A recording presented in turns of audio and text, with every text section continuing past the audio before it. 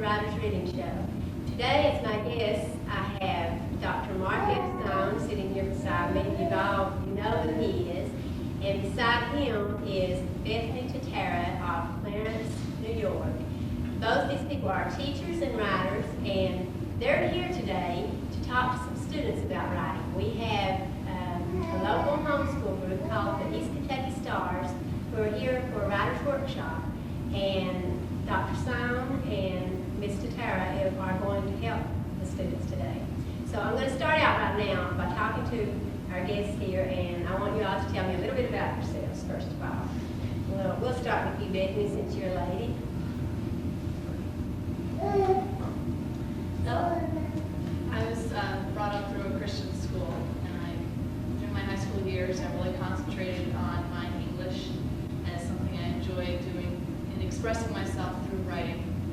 And when I graduated at the age of 17, I was able to go on to college and earn my certification to teach in the same Christian school that I graduated from, and that is what I do now. And what do you teach? I teach reading to younger students and also dramatic speech, English grammar, and writing to high school students. Okay. And Mark, you want to tell us a little bit about yourself that maybe the people in Pike and Floyd County don't already know? Well, I mentioned there are some things I've seen now. But I grew up in Roseburg, Oregon, and lived there through high school. I went to a Catholic grade school, and then I went to a public high school. And I'm one of 5 children. I have 4 brothers. 2 of my brothers are older, and 2 of them are younger. Upon graduation from high school, I went to Iowa State University in Ames, Iowa, and studied agricultural economics there, and graduated in that area. I had a lot of trouble with English. I was not a real good writer. In fact, when I was taking freshman composition at Iowa State, I had to have a tutor, and I had a real hard time getting through that class. It wasn't until later, really, that I learned to write. I always had quite a hard with words, but I couldn't get them on paper. And so that's kind of an interesting thing that developed with me. My interest in writing developed later. But following Iowa State, I worked in Wisconsin. I worked in Ripon, Wisconsin for 2 years at Ripon College. And after that, I moved to Baltimore, Maryland, where I worked for 3 years in community college and also in counseling. And in 1974, I came here to Pikeville, where I've been working at Pikeville College since 1974. My responsibilities here in Pikeville at Pikeville College are to teach psychology right now. And I'm doing the experimental, child development, tests and measurements. I do a number of the psychology courses for Pikeville College. I'd just say a word about my family. I'm married to Kathy Kelleher from Greensboro, North Carolina.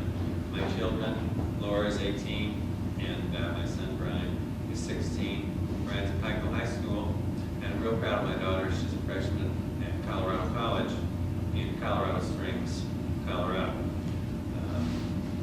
What else can I say? I don't know. Well, you do know that those of you that are regular viewers of WPRG, Intermountain Cable, know that I have a cooking show on this same network, and so I like to cook. And most of my writing today is in the area of cooking, although I have written things also in the area of psychology. I forgot to mention it. Bethany, you didn't tell us anything about your family. Oh, I'm sorry. I am the third born of 7 children, 6 girls and 1 boy. Poor thing. I've always enjoyed a big family. We've always been very close. We're all born and raised in suburbs of Buffalo, New York. And, it's mostly where we all live now. 2 of my older sisters have moved away. One lives in Missouri. The other is here in Kentucky. And we're a really close family. I really enjoy who God has blessed me to be with. Well, I'll tell a little bit about myself. I'm the 5th 6 daughters, and I stay home with my kids and homeschool and also write. And right now, we just got on the internet, and it's just a fight to see who can get to the computer first to check the mail every day. But now I'll talk to you all a little bit and ask you some questions. Then we'll work with the kids. I have to say, I'm not on the internet yet. And, Yeah, I got to know, right? I'm not on the internet yet, but we've got to make that move here real soon. That'll be fun. You gotta do that, that way you can send me things Right. faster. Oh, hold on. Oh, that'd be great. Right, go back and forth. Yeah. For sure. I want to brag on Ernestine. Ernestine has helped me a lot with my writing over the years, and is currently working with me on a real regular basis to edit everything I write. It goes through Ernestine's pen and mine, and so because it doesn't matter how long you've written or how good a writer you are, there's always things to get pulled out of there, things that stick in errors. And so I want to say thanks to Ernestine for helping me with my columns and the other writing that I do. You're welcome. Now, I'm gonna put you all on the spot and ask you some questions.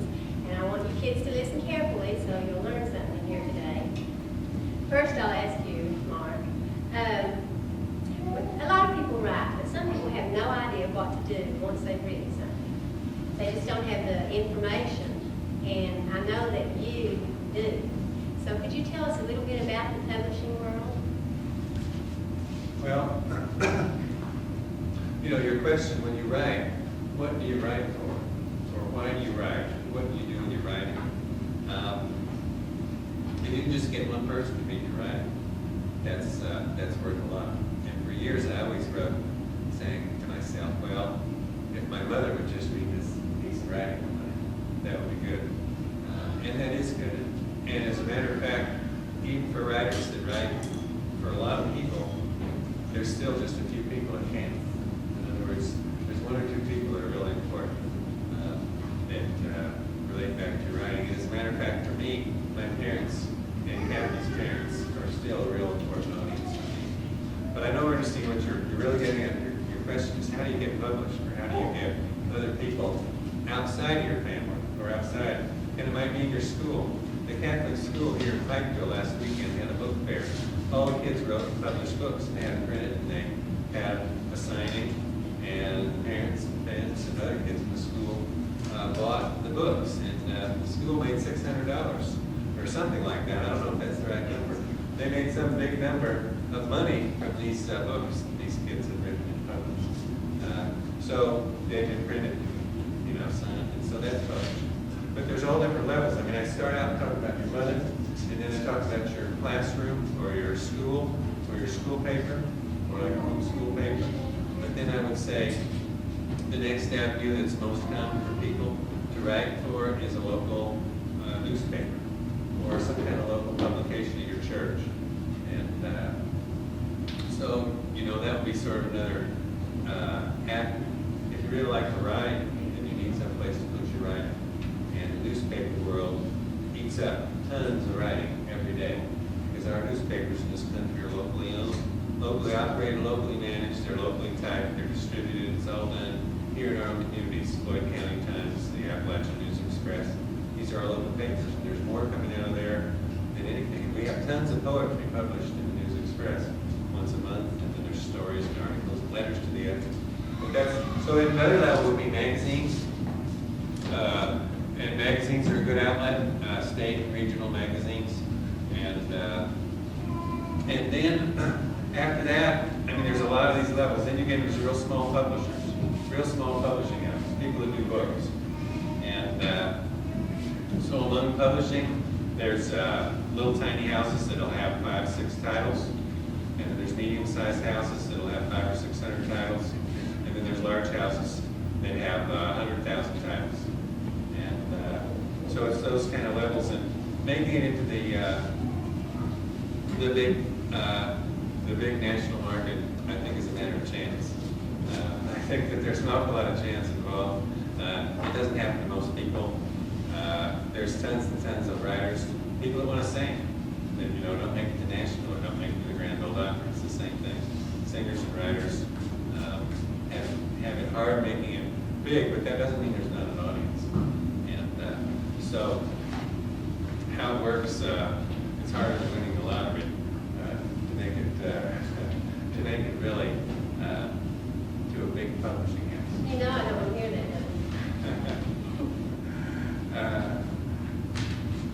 Yeah, I don't know what else to say. Okay. You've got me stumped. But it has to be something more than anything. I think you have to do it for yourself, which is, but you do it for audience too. And of course, people write for your audience. Well, you know, we're talking about the internet.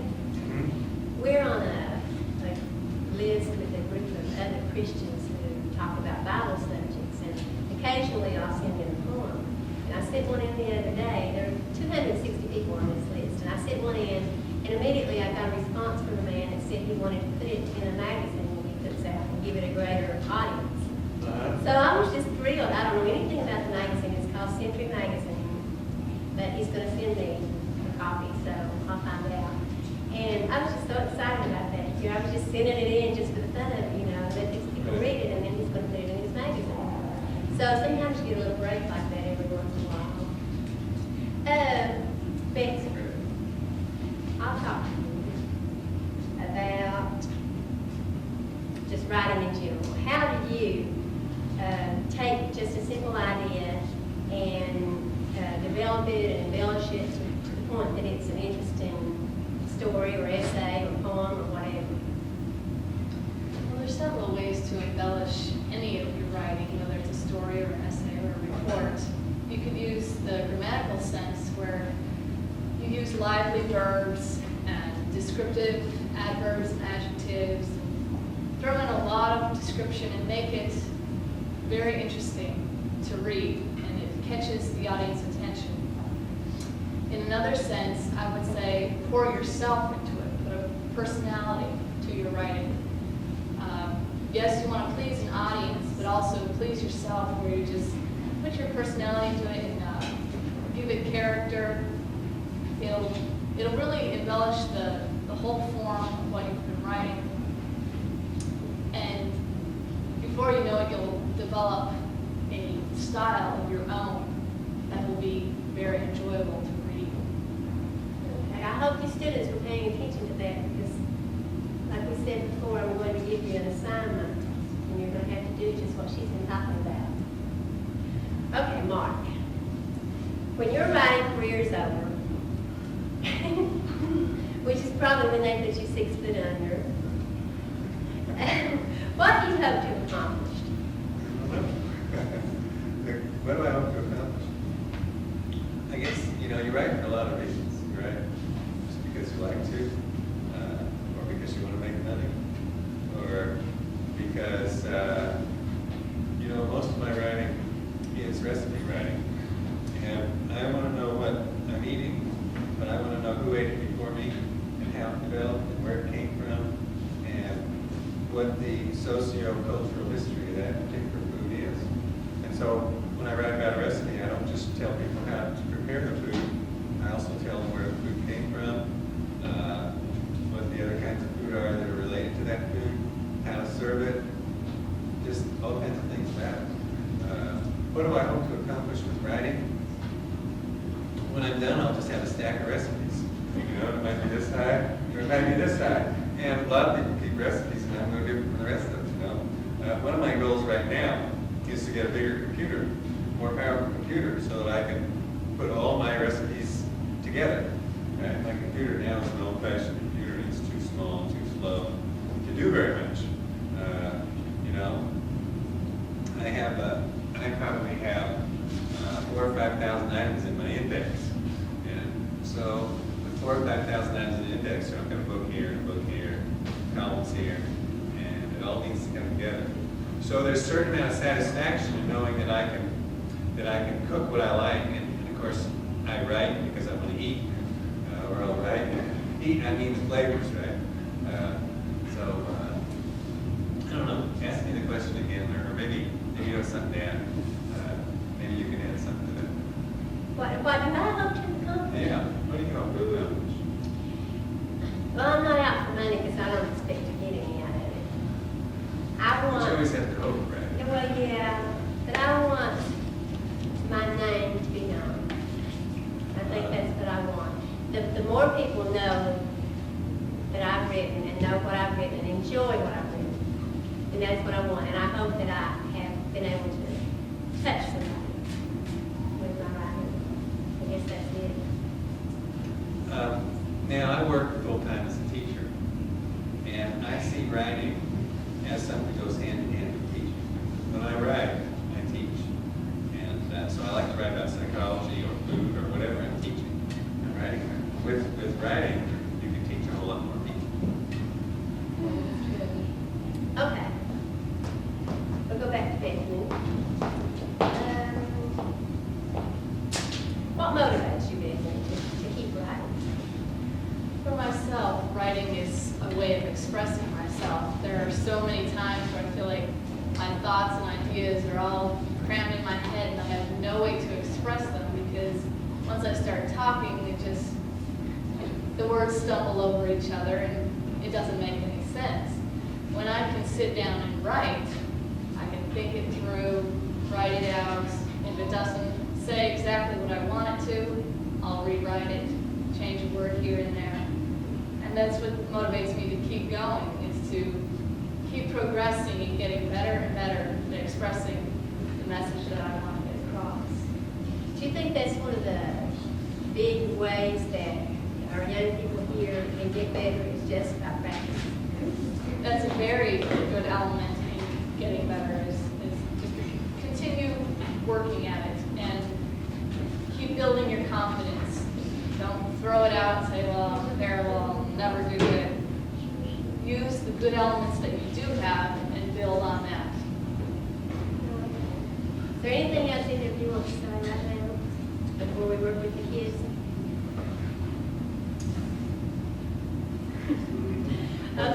What keeps you writing? I'm the one asking the questions here. Okay, what keeps, no. What keeps you writing? What keeps me writing? Well, it's kind of like what Bethany was talking about. I have things going on in my head. If I don't write them down, they disturb me, basically. So I have to think about it on the paper, and then I can go on and use what little brain power I have to take care of my kids or figure out what to fix for supper. That's basically it. The other night, I was real tired, and it was late. And I went to the computer, and I had a couple of pieces, 2 documents I was working. And I pulled them up, revised those 2 things, and it was relaxing. And I felt really good just sitting there, inserting my corrections and getting them done, and getting them printed out. So, sometimes I write just because it's late at night and I want something to do, and it's entertaining. That's interesting. Writing's entertaining for me. Well, we're going to work with the kids now, and then later we'll bring some of them on and let them read what they've written today. We'll just turn the camera off now, we'll be back in before you can say Jack Robinson. Hi, we're back. I told you it wouldn't be long. I want to read to you the assignment we gave to our students today, and then let you hear what they've done with this assignment. I wrote this short paragraph, and I asked them to embellish it and make a good story out of it. So I'm going to read what it started with, and you can see what they've done. I decided I would walk down and pick up the mail from the box. I put on my shoes. Pulling open the door, I walked out onto the porch. It was a nice day. I walked through the yard to the side road that leads down to the street. My dog barked at me. I saw our cat sitting by the fence. When I got to the street, I waited for the cars to pass. Then I walked across the street to the box and got the mail. We had 5 pieces. On the way back up the road, I saw my friend, who asked me to come in and play a video game. I went in and called my mom. She said it was okay. We had fun playing the video game. Okay, now several of our students here today are going to get up and read what they've written, what they've made out of this little story. And we'll start right here. My name is Erin Lee Kaiser, and I'm 10 years years old. It was Monday. I decided to walk down the little dirt path and get the mail from our green mailbox. I put on my black patent leather shoes and walked out the door and onto the front porch. It was a lovely day, sunny and warm, in the middle of the summer. I walked through the yard and onto the road, pulling my long ponytail into place the whole way. My golden retriever, named Poppin' Jewels, barked at me, and I saw my calico cat named Spot sitting by the old wood fence. When I got to Main Street, I waited for all the cars to pass. Then I walked across the street to the mailbox and got the mail out. We had 5 letters. I got one from my grandma. On the way home up the road, I saw my friend Elizabeth. She asked me to come to her house and play her new video game called Sonic and His Great Adventures. I said, okay, if I could call my mom and ask. Elizabeth said, okay, you can call. Mom said I could stay and play as long as I was home by supper. It was fun, very fun playing video games.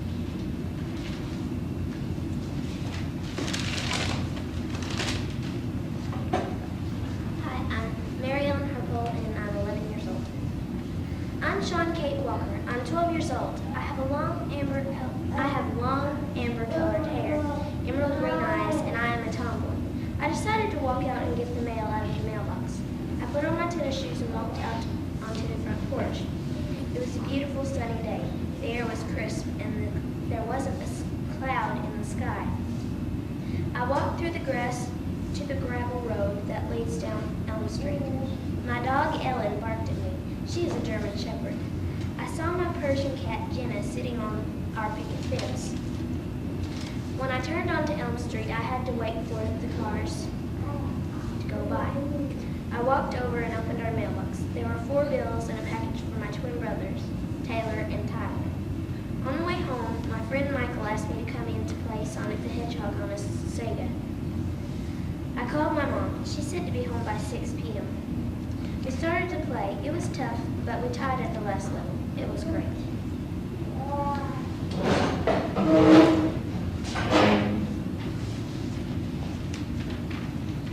My name is Mandy Yoder and I'm 9 years old. My name is Karen. I am going to the mailbox to see if there is any mail. First, I put on my shoes and went out the door and onto the porch. This is a beautiful day, I thought. I walked through the green grass in the yard to the side road that led to the mailbox. My dog Lassie barked at me. I saw my white cat Fluffy sitting by the fence. When I got to the road, I stopped to wait on the cars. Then I walked quickly across the street to the mailbox. We had 5 pieces of mail. On the way back to my house, I saw my friend Leah.